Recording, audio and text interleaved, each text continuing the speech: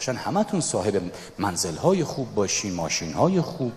رفیق ما میگفت ما مسکن مهر زندگی میکنیم، این دیواراش از بس نازکه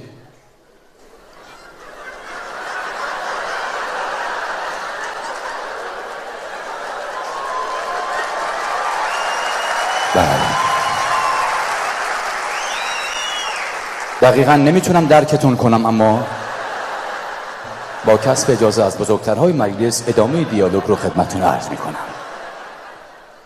میگم این دیوارامون از بس نازکه، اختیارم سایه بغلیمون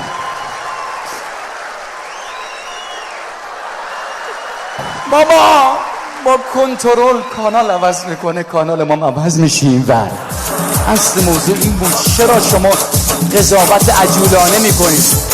دوست دارم انرژی دستاتون